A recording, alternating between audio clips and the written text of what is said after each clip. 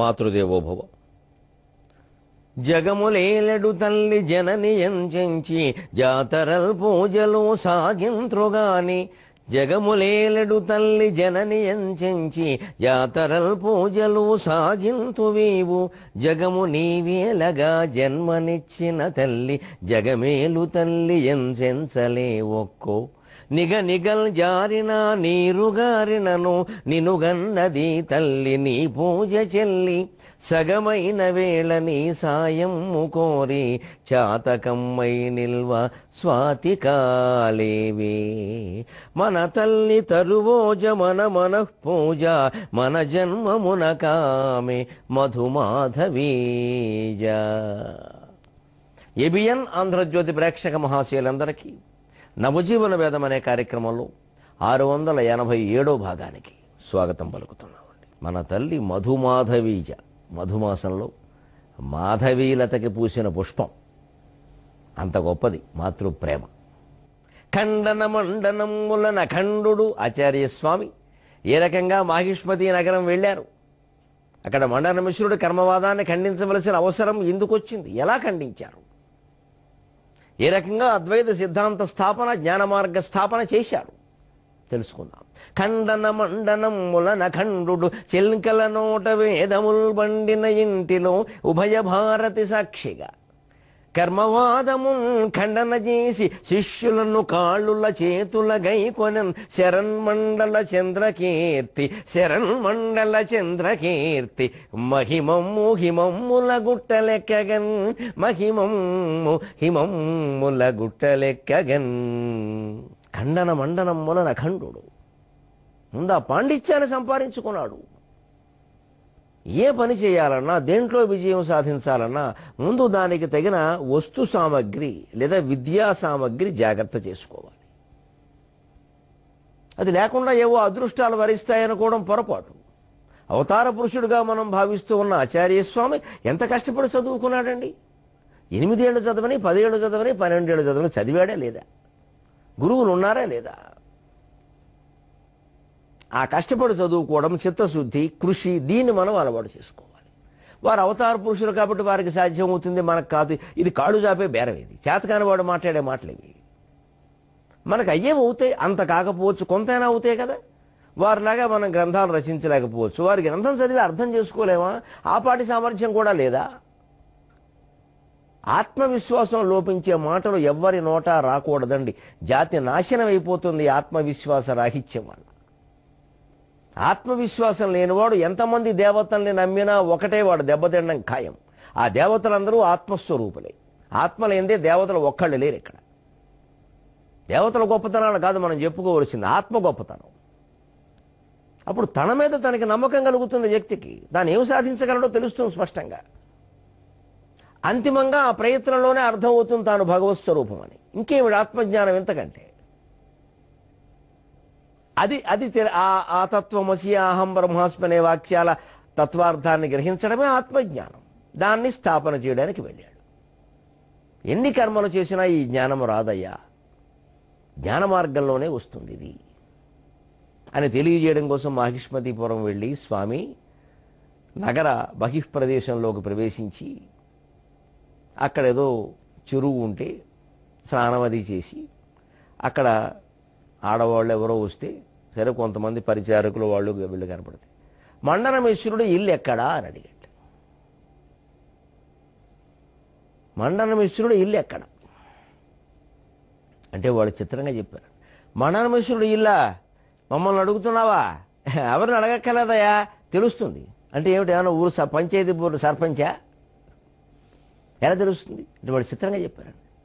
జగద్ధ్రువం వా జగదధ్రువం వా కీరాంగనా యత్ర గిరం వదంతి, నీడస్థ ద్వారస్థ నీడంతర సన్నిరుద్ధాక జానీహి తన్మండనమిశ్రధామ, ఫలప్రదం కర్మ ఫలప్రదో విభుగు, ఫలప్రదం కర్మ ఫలప్రదో విభుగు, కీరాంగనా యత్ర గిరం వదంతి, ద్వారస్థ నీడంతర సన్నిరుద్ధాక జానీహి తన్మండనమిశ్రధామ.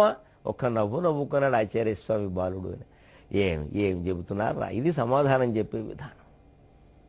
మనం ఎవరినైనా ఫలానా వారి ఇల్లు ఎక్కడంటే కుమారి టాకీస్ ఉందా, దాని వెనకాల కుమార లైబ్రరీ ఉందా, ఆ వెనకాల చూసుకో మరి హోటల్ ఉంటుంది ఒకటి కుమార సర్వీస్ అని అక్కడ అని చెప్తాం. అన్ని కుమార సరిపోయిన సర్వీసు హోటల్.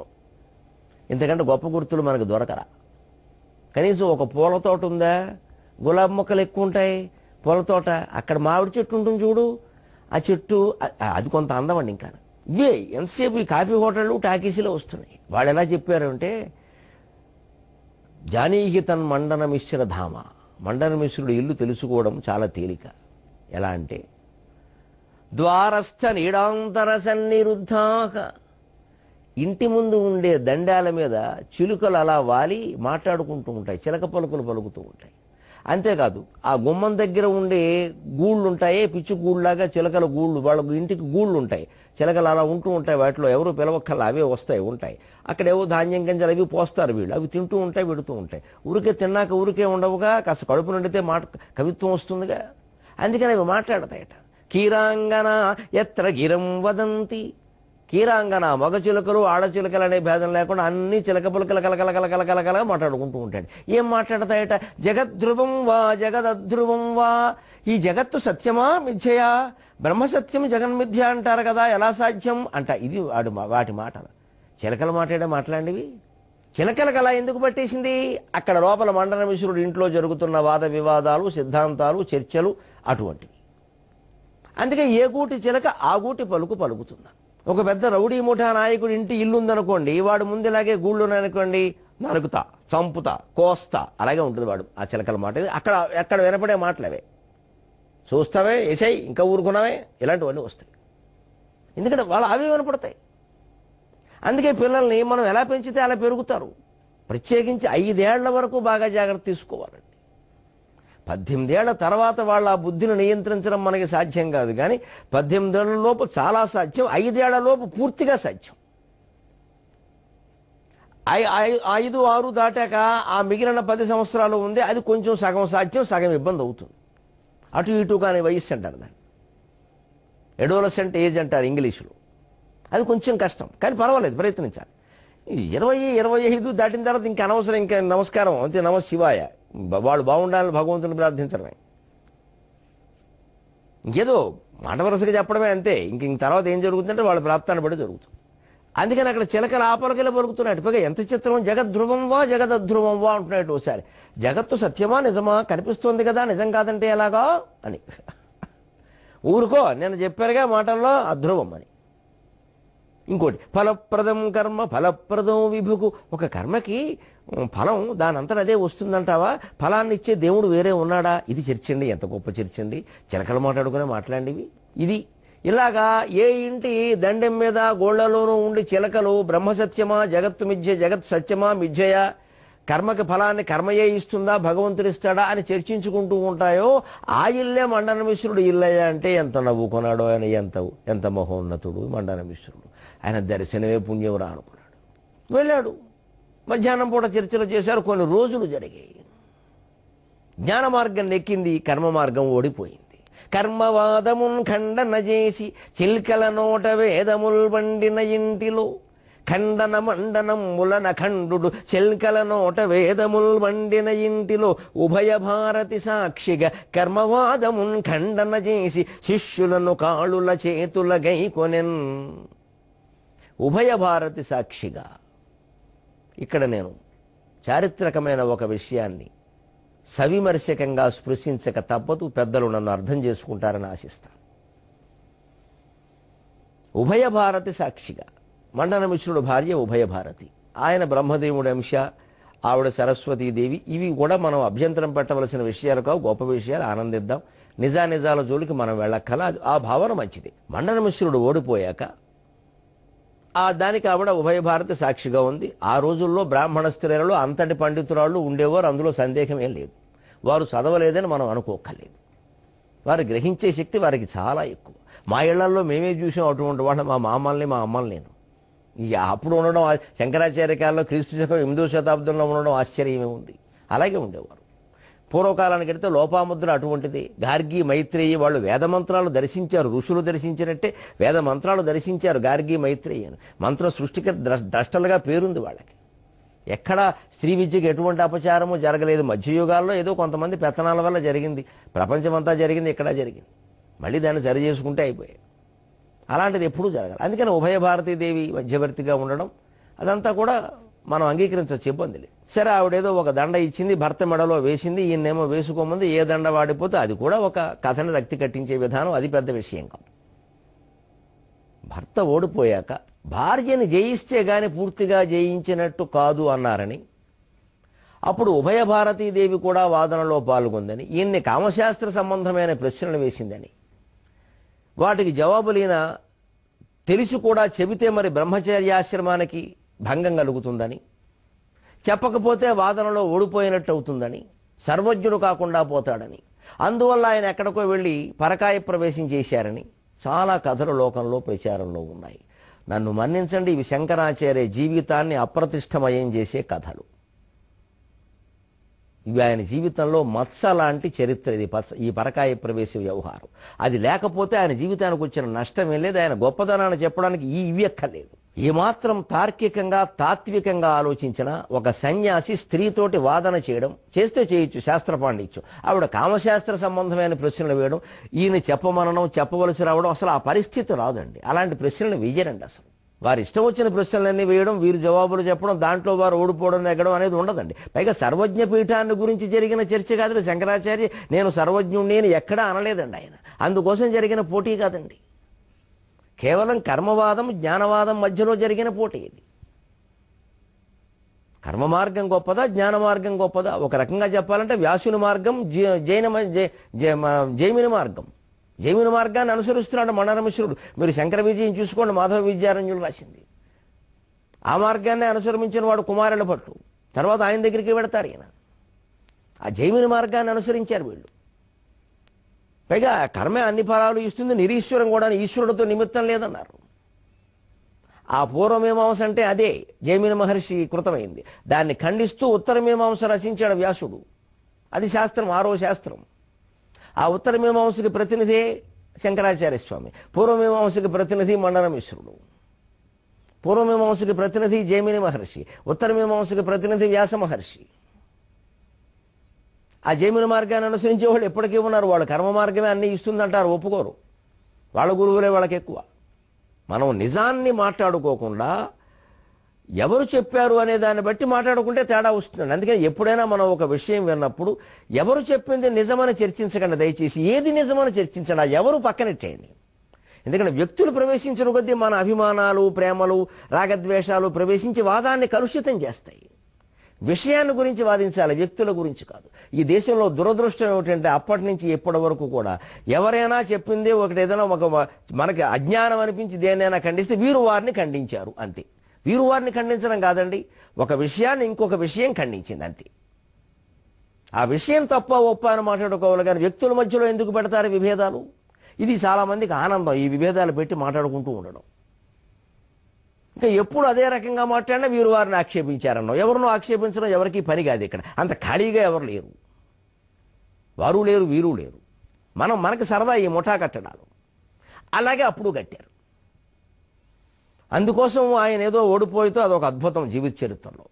అందుకని ఏదో మాట వేయడం, ఆయన చెప్పలేకపోవడం, ఆయన ఏదో పరకాయ ప్రవేశం చేయడం. దయచేసి ఆలోచించండి. ఆ బ్రహ్మచర్యాశ్రమంలో ఉండగా ఆయన ఆ విషయం చెప్పకూడదు అన్నప్పుడు పరకాయ ప్రవేశం చేసి అసలే చెప్పకూడదండి. పరకాయ ప్రవేశం చేసేది ఎవరండి? ఎవరు ప్రవేశం చేస్తారు చెప్పండి? శరీరం అక్కడే ఉంది, మనస్సే కదా. జీవుడంటే ఎవరండి? జీవుడంటే మనస్సు అండి. మనస్సు లేకుండా జీవుడు ఏమిటండి? మనస్సే జీవుడు. ఈయన మనస్సు అమరక మహారాజు శరీరంలో, మృత శరీరంలో ప్రవేశించి ఆయన భార్యలతో ఏవో రకరకాల భోగాలన్నీ అనుభవించి అవన్నీ పట్టుకొచ్చి ఇక్కడ ఉభయ భారతికి ఏదో మార్గంలో చెప్పడం అంటే శంకరాచార్య స్వామి స్వయంగా ఆ జీవుడన్నీ అనుభవించినట్టే కదండి. ఇక సన్యాసం ఎందుకండి? ఆలోచన చేయండి. నేను చెప్పడమే కాదు, వెంపరాల సూర్యనారాయణ శాస్త్రి గారు శంకర విజయం తెలుగు భాషలో రాస్తూ ఖండించారు ఈ పరకాయ ప్రవేశాన్ని. తప్పదు, లోకంలో ప్రచారంలో ఉంది కాబట్టి దాన్ని సమర్థించడం కోసం ఆయన వేరే కల్పన చేశారు. అసలు వెళ్ళింది శంకరాచార్య కాదు, వేరే చిలక అన్నట్టుగా ఇంకో చిలకని తీసుకొచ్చారు, ఉన్న చిలక చాలక. అసలు ఇవన్నీ ఎందుకు వస్తాయంటే ఒక్క మాట, ఒక విశ్లేషకుడుగా చెబుతున్న, సాహిత్య విశ్లేషకుడుగా మహానుభావుల జీవితాల్లో మనం లేనివి చాలా కల్పిస్తాం. ఎందుకంటే అంత గొప్ప ఆచార్యస్వామి 10 మందిని పెళ్లి చేసుకుని భోగాలు అనుభవిస్తే ఎలా ఉంటుంది? సినిమాలో ఓ రీలు పెట్టాయి, వీడికి ఆనందం ఇక్కడ. గౌతమ బుద్ధుడు మళ్ళీ పెళ్లి చేసుకుంటే ఎలా ఉంటుంది? యేసుక్రీస్తుకి పెళ్లి అయితే ఎలా ఉంటుంది? ఇవన్నీ మనకు ఆనందాలండి. అందుకని వాళ్ళ చరిత్రను పాడు చేస్తూ ఉంటాం మనం, కల్పనలు చేసేసి. ఒక రంగంలో ప్రసిద్ధులైన వాడికి ఏదైనా వేరే అసలు సంబంధం లేని వ్యవహారం, వివేకానందుడికి ఒక ప్రేమ వ్యవహారం ఉండేదట అని ఒక ట్విట్టర్లో ఎవడైనా పెట్టండి, లవ్ అఫేర్ ఆఫ్ వివేకానంద అని 1 కోటి మంది చూస్తారు ఆ విషయాన్ని. ఇప్పుడు మనకున్న ఎఫ్ఐఆర్లు సరిపోలే, వివేకానందని కూడా జరగొట్టాలా? మన బుద్ధి అలా ఉంటుంది. ఈ తాపత్రయం, ఈ ఆసక్తే మహానుభావుల జీవిత చరిత్రలో కల్పనలు సృష్టిస్తుంది. ఆ కల్పనే పరకాయ ప్రవేశం. దానివల్ల శంకరాచార్య జీవిత చరిత్రకు ఒరిగేటువంటి ప్రయోజనం ఏమీ లేకపోగా అప్రతిష్ట ఎక్కువ.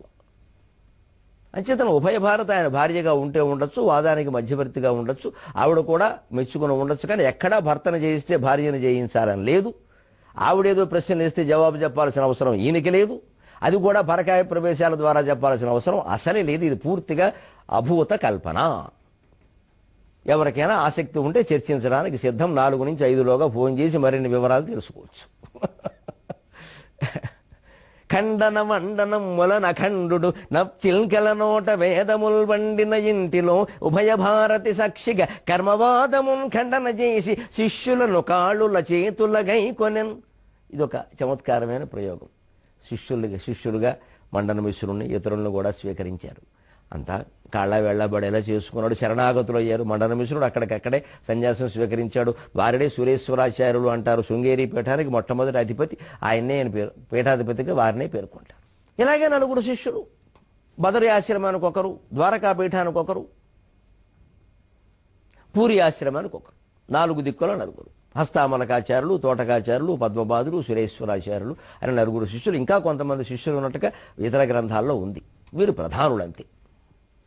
కాళ్ళుల చేతుల గైకొనెన్ శరణ్ మండల చంద్రకీర్తి. కాళ్ళు 2, చేతులు 2 కాబట్టి ప్రధాన శిష్యులు 4 కాబట్టి శరణాగతులయ్యారు అనడానికి వీలుగా సాగర ఘోష కవి కాళ్ళుల చేతుల గైకొనెన్ అని ఒక చమత్కార ప్రయోగం చేశాడు. శరన్మండల చంద్రకీర్తి, శరత్కాలపు చంద్రుడితో సమానమైన కీర్తి కలిగిన వాడు మహానుభావుడు. మహిమమ్ము హిమమ్ముల గుట్టెలెక్కగన్. ఆయన మహిమ హిమాలయాల వరకు వ్యాపించింది అనడానికి సాహితీపరమైన ప్రయోగమే మహిమమ్ము హిమమ్ముల గుట్టెలెక్కగన్. ఆ హిమాలయ పర్వత సౌందర్య ఆస్వాదనలో ఉందాం. అక్కడే ఆచార్యస్వామి కేదార్నాథ్ ప్రాంతంలో మనకు దర్శనమిచ్చినట్టుగా ఒక క్షణం భావన చేసి తరిద్దామండి. ఖండన మండనముల నఖండు చిల్కల నోట వేదముల్ వండిన ఇంటిలో ఉభయ భారతి సాక్షిగా కర్మవాదమున్ ఖండన చేసి శిష్యులను కాళుల చేతుల గైకొనన్ శరన్మండల చంద్రకీర్తి మహిమమ్ము హిమమ్ముల గుట్టెలెక్కగన్ నీలాకాశము కాంతి మండలమునే నిర్మింప. 4 శిష్యులను స్వీకరించాక ఆ 4 శిష్యులకి అద్వైత పాఠాలు చెబుతూ ఉంటే స్వామి ఆసన భంగిమ ఎలా ఉంటుంది, ఆ చిత్రం. ఆచార్యస్వామి ఇలా కూర్చుని ఉంటారు తన ఆశ్రమం ముందు. 4 శిష్యులు ఎదురుగా ఉన్నారు. మనకి ఇళ్లలో అన్ని చోట్ల ఈ చిత్రాలు ఉంటాయి. ఆ చిత్రానికి సాగర ఘోష గవికిస్తున్న పద్య చిత్రం. నీలాకాశము కాంతి మండలమునే నిర్మింప లాలాటరేఖాలాలిత్యము వేద పక్షులకు శాఖా సౌఖ్యవాసం మిడన్ వ్రేలన్ వ్రేలిని గూర్చి ఆత్మసమతా వేదం బోధించు ఆ లీలామానుష శాంకరంబునక చెల్లెన్ పీఠ సర్వజ్ఞతల్. ఆ లీలామానుష శాంకరంబునక చెల్లెన్ పీఠ సర్వజ్ఞతల్. నీలాకాశము కాంతి మండలమునే నిర్మింప. ఎవరికి ఆత్మజ్ఞానం ఉంటుందో వారి వెనకాల ఒక తేజస్సు ఉంటుంది. అంటే అనంతమైన తేజస్సును వారు గుర్తించారు. వారిని శరీరంగా వారు భావించడం లేదు అనడానికి చిహ్నంగా ఆ తేజస్సు ఉంటుంది. ఆ తేజస్సు మళ్ళీ అంతటి మహానుభావులకే కనబడుతుంది. లేని వాళ్ళకి ఒట్టి జుట్టు ఉంటే జుట్టు, లేతే బట్టదలా కనబడతాయి. ఆ మహిమ ఉన్నవాడికి, ఆ జ్ఞానం ఉన్నవాడికి అది కనపడుతుంది. అది మీరు చూడాలి మహానుభావుల విషయంలో అని మనకి చెప్పడం కోసమే మహానుభావుల యొక్క చిత్రాలు వేసినప్పుడు వెనకాల ఓ తేజస్సు వేస్తారు. అదే ఆరా అంటారు. చంద్రుని వెనకాల మండలంలాగా ఇది కూడా తేజో మండలం ఉంటుంది. తెలుగులో ఆరా అంటారు. అందుకే ఆరా తీసాం అంటారు. అంతే కాస్త వెనక్కి వెళ్ళి అన్ని లోతుగా ఆలోచించమని, ముందు చూస్తే ఏం తెలియదని. ఆ నీలాకాశమే ఆయన వెనకాల తేజో మండలం అండి. ఆశ్రమం ముందు కూర్చుని ఉంటే లాలాటరేఖాలాలిత్యం వేదపక్షులకు శాఖా సౌఖ్యవాసం విడన్. మహానుభావుడు 10 ఉపనిషత్తులకి, భగవద్గీతకి, బ్రహ్మసూత్రాలకి వ్యాఖ్యానం రచించాడు. వీటినే ప్రస్థానత్రయం అంటారు. అందుకని వేదములు ఆయన ముఖం మీద, ఆ విభూతి రేఖల మీద విశ్రాంతి తీసుకున్నాయి. సరిగ్గా 3 విభూతి రేఖలు. వేదములు కూడా మొదట్లో 3 త్రయీ విద్య అంటారు. అందుకనే ఋగ్ యజు సామవేదములే. అధర్వణ వేదాన్ని తర్వాత చేర్చారు. అందులో కొంచెం లౌకికమైన విషయాలు ఎక్కువ, అందుకని ముందు చేర్చలేదు, తర్వాత చేర్చారు. ఇంచుమించుగా కలియుగంలో చేరిన వేదం అధర్వణ వేదం. లేకపోతే అంతకుముందు వేదాన్ని త్రయీ విద్య అనేవారు, వేదత్రయమనే అనేవారు. త్రయీ సాంఖ్యం యోగం త్రిపురహరమాద్యం త్రణయనం అని శివానందలహరిలో శ్లోకం ఉంది. త్రయీ సాంఖ్యం మన పశుపతి పుష్పదంతుడి స్తోత్రంలో కూడా ఉంది, అన్ని చోట్ల ఉంటుంది. అందుకని 3 విభూతి రేఖలు కూడా 3 వేదాలకి ప్రతీకరై, వేదం అనే పక్షి వచ్చి ఆ కొమ్మ మీద వాలినట్టుగా ఆయన విభూతి రేఖల మీద ఉండేవంటే ఆయన పాలభాగంలో 3 వేదాలు ఉన్నాయి. లాలాటరేఖాలాలిత్యము వేద పక్షులకు శాఖా సౌఖ్యవాసం విడన్. ఇక ఆయన భంగిమండి ఇలా ఉంటారు ఎప్పుడు. ఆ భారతీయ వేదాంతులు ఇలాగే ఉంటారు ఎక్కువ. నిజమైన వేదాంత చిహ్నం ఇది. వ్రేలన్ వ్రేలిని గూర్చి, ఈ చూపుడు వేలు బొట్టన వేలుతో చేర్చరు. ఆత్మసమతా వేదమ్ము బోధించు, ఈ చూపుడు వేలు జీవుడు, బొటన వేలు దేవుడు. ఈ 3 సత్వగుణం, రజోగుణం, తమోగుణం. ఆ 3 నుంచి జీవుణ్ణి వేరు చేయి, దేవుడితో కలుపు. ఇదే అద్వైతం, ఇదే బ్రహ్మజ్ఞానం. 4 వేదములు, 6 శాస్త్రములు, 10 ఉపనిషత్తులు, 18 పురాణాలు, 54 ఉపపురాణాలు, 1000 సంస్కృత కావ్యాలు, 1000 తెలుగు కావ్యాలు, రామాయణ భారతాది ఇతిహాసాల సమస్తము చదివితే కలగవలసిన జ్ఞానం ఇదే. ఇది కలగనప్పుడు అవన్నీ చదివి వృధా. ఇది కలిగాక అవి చదవడం కూడా వృధా. ఇది కలగవలసింది ఇదే అంతిమంగా. వ్రేలన్ వ్రేలిని గూర్చి, సత్వరజగుణం, రజోగుణం, తమోగుణం 3 వదిలేస్తే ఏం లేవయ్యా, అంతా ఒక్కటేనయ్యా. జీవుడు లేడు, దేవుడు లేడు, 2 లేవయ్యా. జీవో దేవ సనాతనక. చదివేది అజ్ఞాన నిర్మాల్యం. అజ్ఞానమే ఈ 3. ఈ అజ్ఞానం భేదభావం అనేది 3 వల్ల వచ్చింది. ఆ 3 ఏమి శాశ్వతం కాదు, అనేక రకాలు ఒక మనిషిలోనే మారిపోతూ ఉంటాయి. అందుకని ఇది అద్వైతం. ఆత్మసమతా వేదము బోధించు. ఆయన బోధించింది సామ్యవాదం కాదు, ఆత్మసామ్యవాదం. భౌతికంగా సామ్యవాదం సాధ్యం కాదని చరిత్ర నిరూపించింది. సర్వభ్రష్టమైపోతుంది సమాజం అని. ఎవరికి ఏ ఆసక్తి ఉండదు, జీవితం మీద ఆసక్తి ఉండదు. సంపాదన ఏమిటి? జీవితం మీద ఉన్న ఆసక్తిని కాపాడుతూనే ఆ జీవికి నువ్వు దేవుడివే అని తెలియజేయడమే ఆత్మసమతావాదం. దాన్ని ఆత్మసామ్యవాదం అంటారు. దాన్నే వివేకానందుడు కొత్త సిద్ధాంతంగా స్పిరిచువల్ కమ్యూనిజం అని చెప్పారు. ఆయన స్పిరిచువల్ కమ్యూనిజం, ఆధ్యాత్మిక సామ్యవాదం. దానికి మూలం శంకరాచార్య సిద్ధాంతం అద్వైతం. ఆత్మసమతావేదమ్ము బోధించు ఆ లీలామానుష శంకరంబునక చెల్లెన్ పీఠ సర్వజ్ఞతలు. ఏ కైలాసం నుంచి ఏ శంకరుడు లీలామానుష వేషధారి అయి దిగి వచ్చాడో కానీ సర్వజ్ఞుడంటే అంతకంటే ఎవరు ఉంటారండి? ఏలా మీకు భయంబు, ఏలా మీకు భయంబు, శంకరుల వైపే చూడు ఆ స్వామి దిక్చేలాలంకృత తాళపత్రములలో శ్రీమన్మహాద్వైత భాషాలాలిత్యము నింపి బ్రహ్మమయమే సర్వం పఠంచు స్వతశ్రీలేఖల్ రచయించియుంచెను అవి వీక్షింపంగ మోక్షం మెగా. శంకర సాహిత్యం ఎటువంటిది అంటే అవి కేవలం తాటాకులు కావండి, తత్వపత్రాలండి. అవి తాటాకులు ఎలా అవుతాయండి? ఎలా మీకు భయంబు, మొహమాటం లేకుండా ఒక సామాన్య వ్యక్తిగా, ముద్దపప్పు ఆవకాయ తినే మామూలు వ్యక్తిగా చెబుతున్నానమ్మా. మీ జీవితంలో ఎప్పుడైనా భయం వస్తే మీ ఇంట్లో శంకరాచార్య చిత్రం చూడండి. మీ భయం పోకపోతే నేను దెబ్బ తిన్నట్టే లెక్క, నేను సహస్రావధానం చేయనట్టే లెక్క, నేను ధారణ చేయనట్టే లెక్క. ఆచార్యస్వామి మీద అంత నమ్మకం ఉంది నాకు. ఆ ఫోటో చూస్తే చాలండి, భయాలన్నీ పోతాయండి. ఇక ఆ సిద్ధాంతాన్ని ఆచరిస్తే చెప్పక్కర్లేదండి. ఎలా మీకు భయంబు శంకరుల వైపే చూడు. ఒక్కసారి శంకరాచార్య వైపు చూడండి. ఆ స్వామి దిక్చేలాలంకృత తాళపత్రములలో శ్రీమన్మహాద్వైత భాషాలాలిత్యము నింపి బ్రహ్మమయమే సర్వం పఠంచు స్వతశ్రీలేఖల్ రచించియుంచెను అవి వీక్షింపంగ మోక్షం మెగా.